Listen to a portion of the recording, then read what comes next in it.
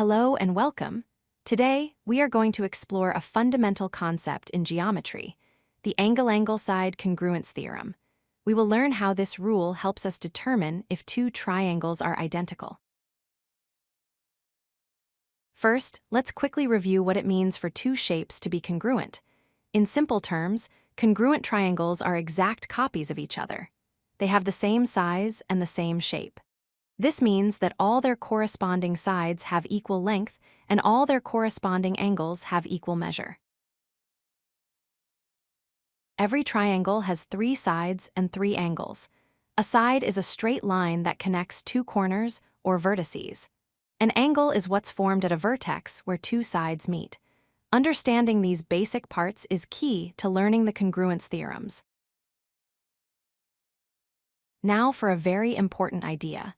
An included side is the side located between 2 specific angles. A non-included side is a side that is not directly between those 2 angles. The difference between these two is the entire basis for the angle-angle side theorem. This brings us to the theorem itself.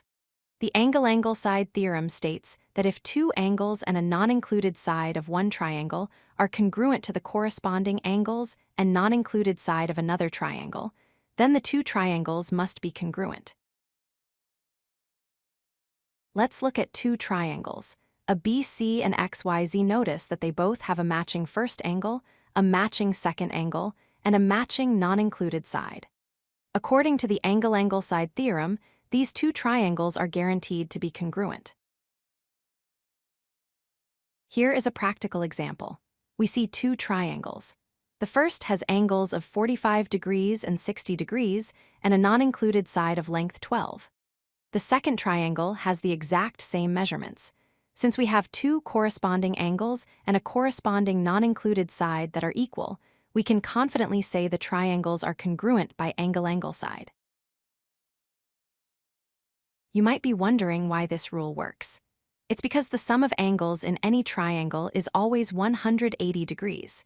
So, if we know 2 of the angles, we can always figure out the third. This automatically gives us an angle, a side, and another angle in a row, which is another proven theorem called angle-side angle. Be careful not to confuse angle-angle side with side-side angle, or SSA. While AAS is a valid way to prove triangles are congruent, SSA is not. With side-side angle, you could end up creating 2 very different triangles, so it cannot be used to prove congruence. To summarize, the angle-angle side theorem is a powerful tool. If you can show that 2 angles and a non-included side of one triangle are congruent to the corresponding parts of another, you have proven that the triangles are identical. Just remember it's angle-angle side, not the other way around. If you like this video, hit that like button and don't forget to subscribe. Visit codelucky.com for more such useful content.